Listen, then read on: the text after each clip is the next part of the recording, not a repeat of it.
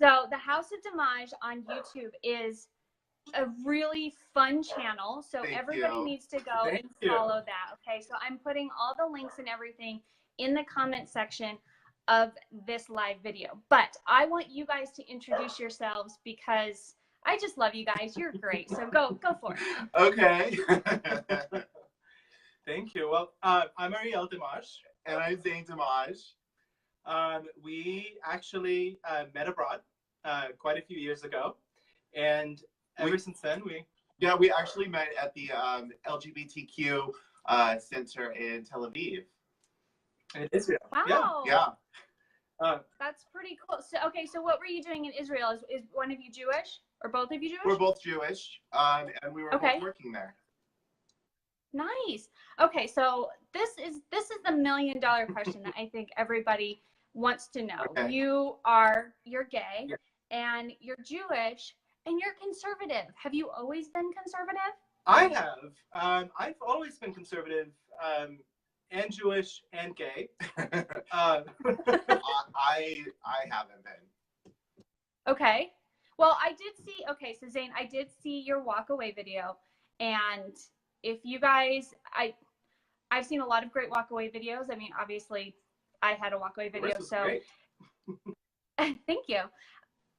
Go to the channel, out of the YouTube channel, the Walkaway video. I definitely think it's one of the first ones that everybody should watch because it's very powerful, and I think that it's a lot of stuff that a lot of us in the LGBT community experience a lot of the time. Yeah. So, okay, so you guys were in Israel. You were both working there, and when did your transformation, when did your Walkaway moment exactly happen in your guys's? Was it before your relationship, Zane, or was it after? Well, I mean, it's been a long process for me.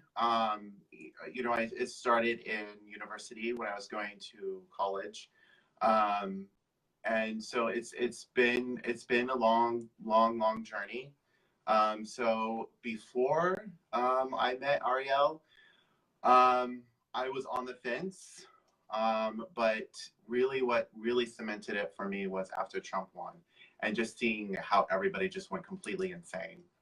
Everybody just completely lost it, especially being in Portland and just seeing everybody react to it and how they were destroying each other's, like, own. I talked about this in my Walkaway video, but how they were destroying each other's own, like, property. I mean, everybody was on the same side, and here they are, like, ruining it because they're so angry and upset because he won. And it's just, it felt like a third world country in Portland when Trump won, because people were literally rioting, burning things, you know, literally just looting. I mean, anything you could possibly imagine. It was scary to go outside. It was really, really crazy. And that was kind of a moment for a lot of people that just probably watched it on television. I mean, it was just crazy to see.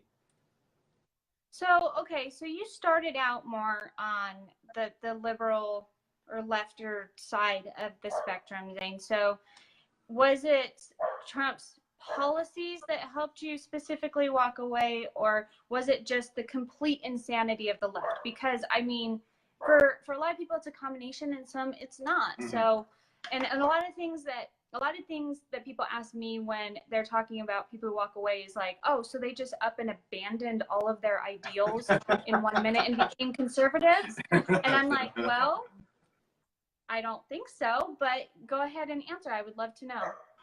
Well, for me, I know so many people are just so disgusted by Trump, but from what I've seen, from going to university and going from people fighting over Obama versus Hillary during that time, and just the liberals just really like fighting against each other, and Obama coming in with this whole idea of change, of hope. There was so much promise that was really got a lot of us excited. And then after 2 terms, it went nowhere. Like I didn't see any of it. But Trump, you can say what you can about him, but he is a man of action, and he is getting things done. And I'm liking it. I'm loving it. I'm excited to see everything that he's doing, and all the promises that he made, he's actually fulfilling them. And absolutely. I mean, so ARIEL, tell me, so so you grew up, you were gay, you were Jewish, and you grew up conservative. So how was that for you growing up? Because I mean, that's like oil and water, especially in the generations that we grew up in, where it just was unheard of. Oh yeah. And you know, can I just add something to what Zane was saying and to your question? Yeah. Actually, I think it's really fascinating. Roseanne, I think, said it best when she said, you know, I haven't changed, you guys have all changed. I really feel like a lot of the people that are walking away are not actually walking away. They're just the same. They happen to find a new home because the Democratic Party walked away from them. I completely agree. Yeah. Yeah, I completely agree. I was actually having this conversation with my wife the other day where I feel like the Democratic Party from 50, 60, 70 years ago is basically the modern GOP now, and that the spectrum has moved just a little bit, and that the left has gone so far left. So extreme. And then so extreme. And the GOP has moved, you know, the GOP's moved a little bit more towards the center because, you know, most Republicans that I've met really honestly don't care about gay marriage at this point. It's kind of a non-issue. They're like, what you do in your life is none of my business, you know. And that's kind of the consensus. We love your dogs in the background, by the way. They of course they decide to. They've been sleeping for 4 hours, but they're gonna rest. Of course, yeah.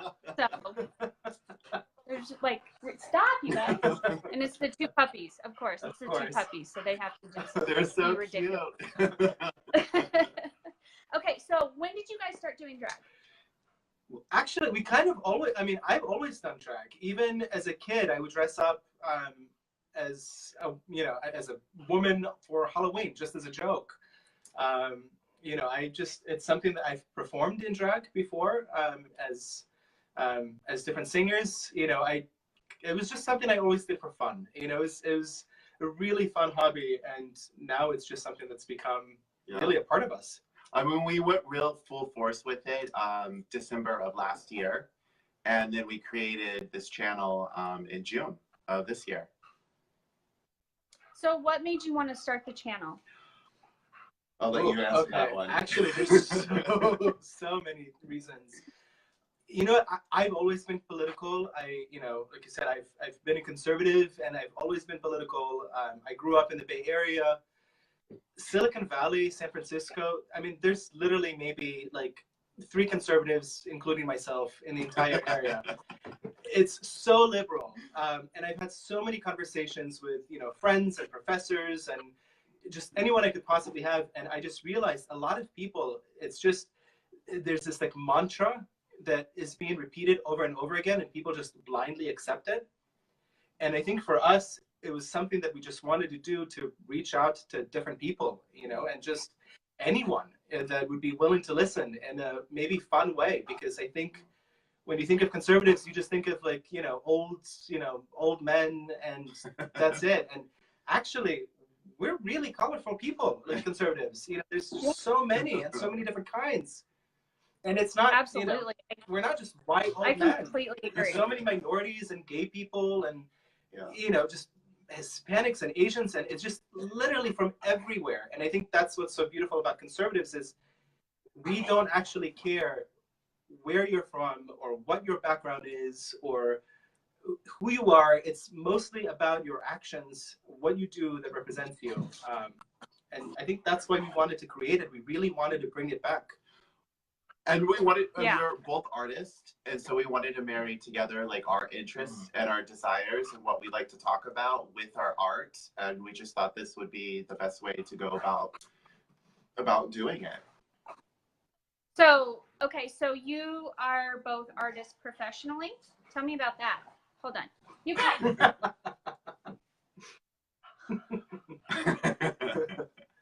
They're stealing the show. This isn't fair, guys. Okay, so we don't mind. They're cute. So tell me about that. You're both artists. I want to know more about that. Well, drag is our art form. You know, we both come from creative families. You know, we both have a lot of art in our family. You know, I come from a long line of different painters and, you know, drawers and sketch artists. You're a writer and you draw, and I mean, yeah. So Zane has been very modest. So we just married it, married it together. Okay, no, that's perfect. And I love it because I love that your channel and like in my channel, we're breaking that mold that just because you're LGBT doesn't mean you have to be a Democrat. And No. we're changing the narrative. And I am so sick of the right being the villain of every story in history when it's not the case. No. It's not the case. And so this is just so incredibly important. And I'm just so glad that you guys are brave enough to put yourselves out there and actually have the voice and the bravery and the courage to say how you feel. And I just love it. I love you guys so much. You're great. So does anybody who's watching have any questions? Please make sure you put them in the comments and I will be sure to ask them.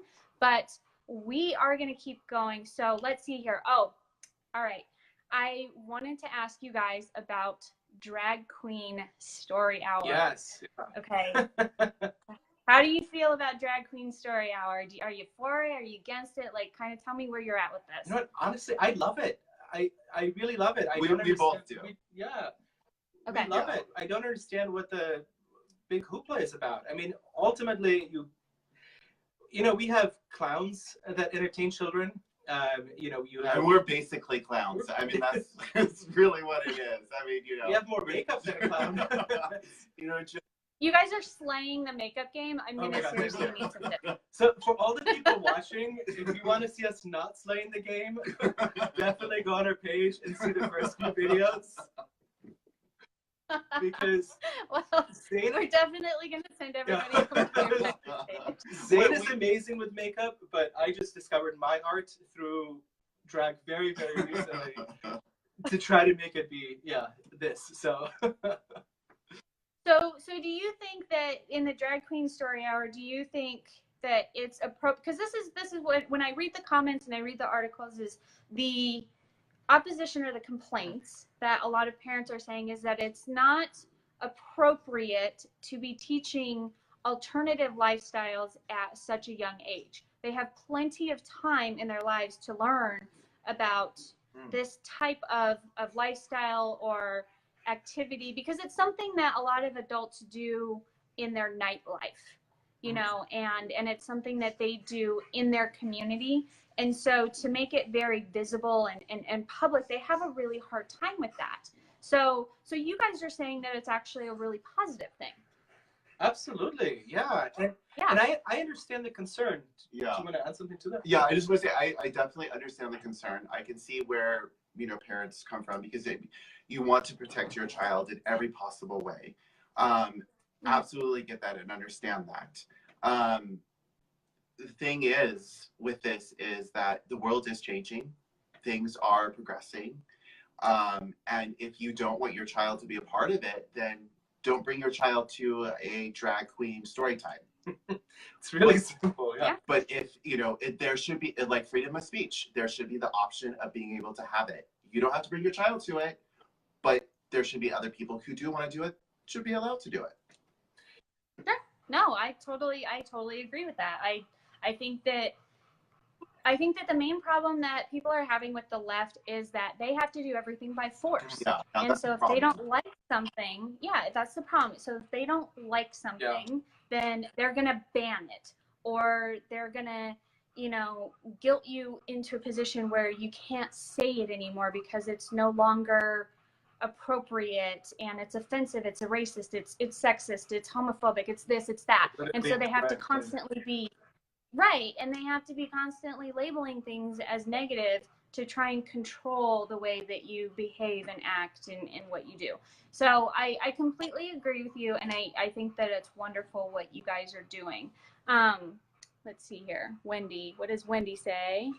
Oh, she says, I love drag shows, but not for little guys. Has always been an adult activity for me, at least. So yeah, I mean, I think, Wendy, we agree with you so much. It is an adult activity. I agree with you wholeheartedly. Going to drag shows is completely different from something like story time, because if you think about it, in many ways, I don't think most parents would have an issue with a clown entertaining their kids, or a princess reading a story in Disneyland, or a prince. And this is basically the same way. It's not like these drag queens are talking about their lifestyles, right? It's just a man in a dress, and the child might know or might not even realize, you know, what it is. As far as they're concerned, it's just a fun personality reading them a story. So Wendy, I totally understand where you're coming from. Completely.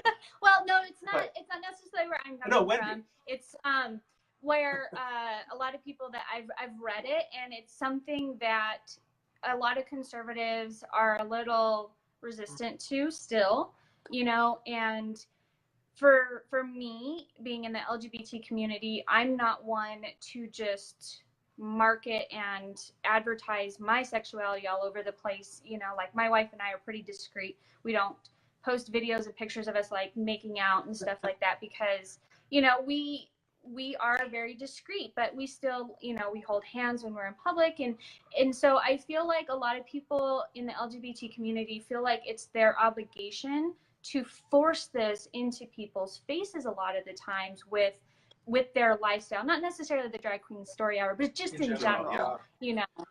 And so I think that's why we get a lot of the pushback that we do sometimes. So, and so maybe that's a little bit of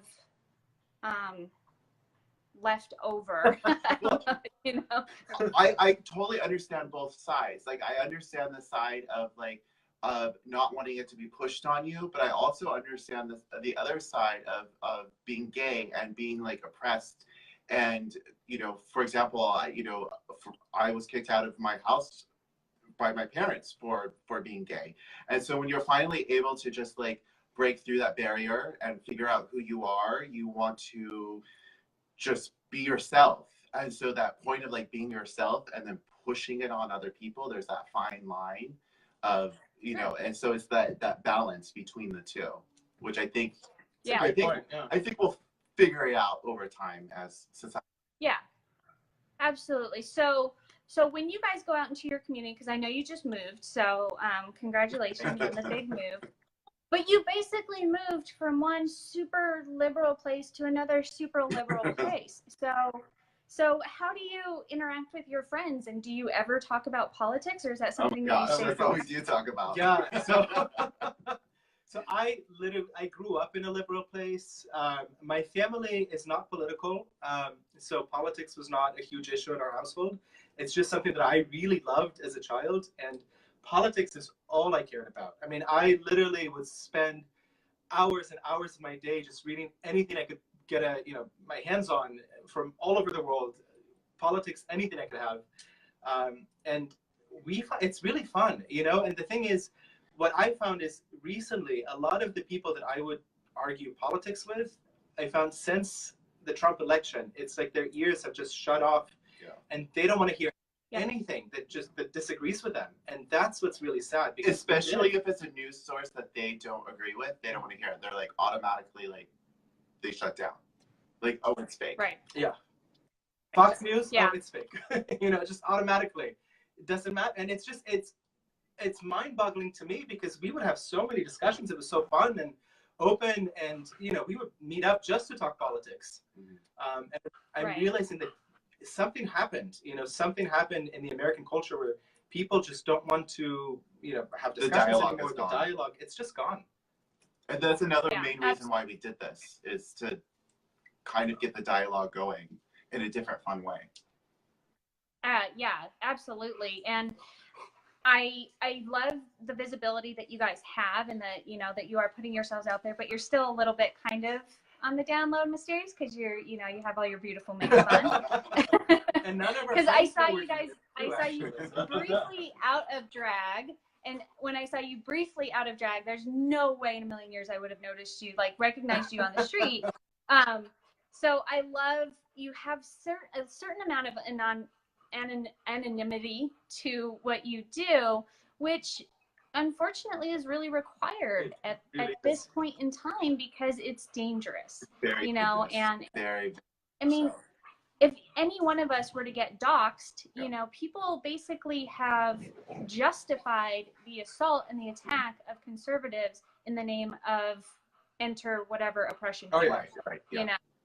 And so it's very scary. So I think everybody in my community, and your community is very proud and happy for what you're doing. And it's also why the Closet on the Right exists as well. It's such a great cause too, because we love this. Yeah, like absolutely love it. That's actually one of the things that really motivated us to do this, is seeing you do it. It was just incredible, because we realized we are not alone, and we really for because years it's really scary, because, you know, we've been talking about this for a while, and we have like all these ideas of what we would like to do, but it's when you don't see anybody out there doing that, then it's kind of like, oh, not sure. But then you start discovering people like you and other people who have their Walkaway videos, and it's just like, okay, like I'm not alone. Like this is real. There are other people. Yes, it is. It's very real. And so for you guys, have you been able to participate in any, you know, like conservative events? Have you been to any rallies? Like, have you been able to get out in the actual conservative community and engage with people who are like-minded? On a small scale, living in Portland and then kind of in the San Francisco Bay Area now, you know, Sacramento, San Francisco area, those opportunities are very few and rare, far between. So on a small scale, we have, I used to be very politically active before, you know, and then we moved abroad, and so not so much since we came back, I would say. But to answer your question, no. No. Yeah. Well, you'll have to come out to Vegas, because it's actually pretty common out here. People open carry all the time. So that's a huge culture shock from people who are either on the West Coast or the East Coast. They're like, oh my gosh, that person has a gun. I'm like, everybody has a gun out here. You know, living in Israel, everyone carries a gun. So we're so used to this now, you know, it's just, and it's not even a big deal. You know, you see the tiniest women, you know, with a really nice big gun. It's just, it's, you know, everyday life. I love it. I love it. Well, is there anything that you guys want to say to the audience? We're definitely going to link all of your social media profiles so that people can see more of what you guys have, because your videos they're entertaining, but they're also like very poignant and to the point. And I love your perspective, you know, and I love the kind of like the outlook that you guys take on all the major issues, like the Roseanne Barr issue, for example. Like, obviously that was a really important one to you. And so to see you go out there and speak out for her was just phenomenal. So is there anything else that you guys want to say? I want to say, like, everybody who is listening, who is concerned, you're not alone. Like, there are a whole bunch of us. And yeah, you're not alone. I mean, that's one of the biggest things that I wanted to feel, of not feeling alone. And I just want to share that with anybody else that, you know, hears this, that they're not alone. Okay. And, you know, we do have a question. Oh, I'm sorry, Ariel, hold on. Who have you two found more aggression from? And this is from Teresa, and I'm assuming that she means whether it's on the right or the left. You can correct me, Teresa, but yeah, who have you found more aggression from? Can I answer that? Yeah. Yeah. No, go ahead. Yeah. So, okay, actually, we recently did a video. I have never had received really any aggression about being gay up until recently. As an adult, I had the very first experience where, you know, someone harassed us for being gay and, you know, just holding hands in public. It was very unpleasant. But I will say this, throughout my entire life, and it's been a few years, I don't think I've had as much hate as I had about being conservative. You know, I had a McCain sticker on my car. I donated to his campaign back in the day in 2008. And I remember being in San Francisco and constantly being asked, aren't you scared you're going to key, you know, people are going to key your car? You know, I've been spit on in a, you know, party when I would say, you know, I voted for Trump. You know, during the election with Mitt Romney, I would say I'm, you know, for Mitt Romney. People would, you know, call me a racist. The amount of just hatred that I would receive as a conservative is not even close to the issues that I've had as a gay person. It's not even close. So hopefully to I definitely I feel that. And did you want to? Yeah, and I wanted to say it's very interesting for me because I was very active in university, a very hardcore Democrat. really a part of every social organization that you can possibly imagine. On a feminist scholarship. Yeah, very, very, very, very active. Wow. But I experienced now coming out these videos, the Walkaway video and About Us, we have received so many negative, hateful comments from not from conservatives, but from Democrats. And it's just, it amazes me, like, how there's so much hatred. Really hateful comments too, which, you know, this is another thing. I think with conservatives, when you look at where conservatives are today, if they disagree with you, they just disagree with you, you know, and that's it, you know. And even conservatives that have an issue with us being gay, they just say, look, okay, fine, I don't want you to have, you know, the right to get married. I want you to have the right, you know, same rights as we do, but don't call it marriage. You know, I don't feel comfortable with your lifestyle. It might be unpleasant for me to hear, but that's pretty much as far as it goes. You know, people say, you know, have the same rights. Don't call it, you know, don't call it marriage because it's, you know, a religious issue for us. Fine, I get it.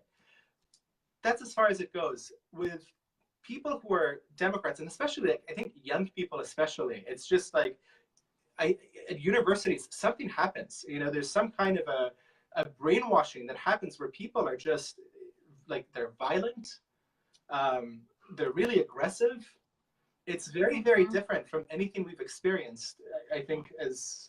It's been pretty intense. It's been, since I come out with my Walkaway video, it's been really pretty intense. Absolutely. My Walkaway video, some of the most hurtful and hateful things that have ever been said to me in my entire life were by people from the left. Yeah.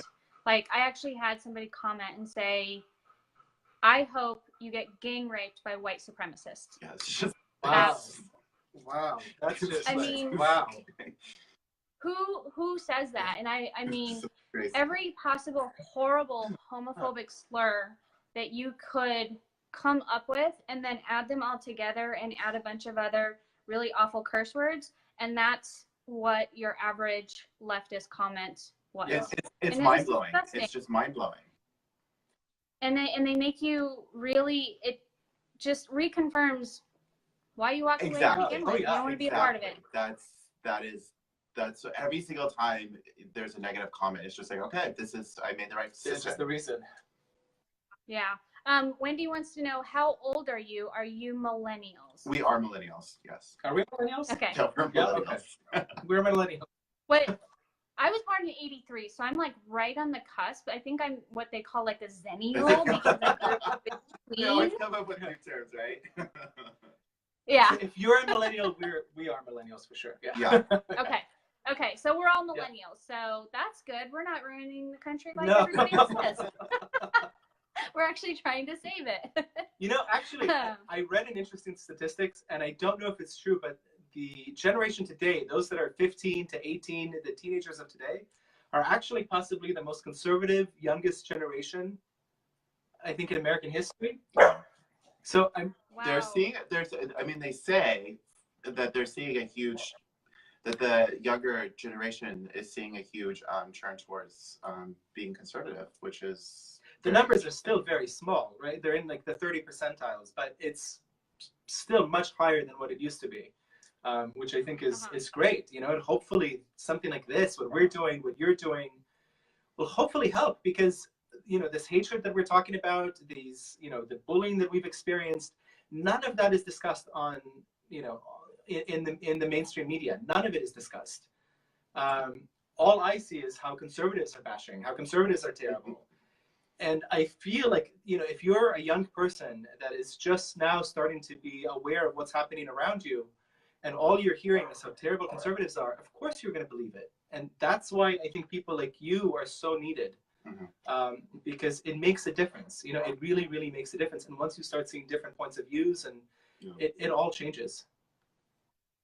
Well, and I hope that parents from our generation are starting to recognize that as well, because having two children, you know, one in elementary school and one in middle school, I see the impact that it's having on our children. You know, I see the parents who are yelling at coaches because their child didn't get enough playtime. And I'm like, if you want your child to get playtime, then they need to be the best on the team. End of the story. It is not the coach's responsibility to make sure that they get appropriate playtime.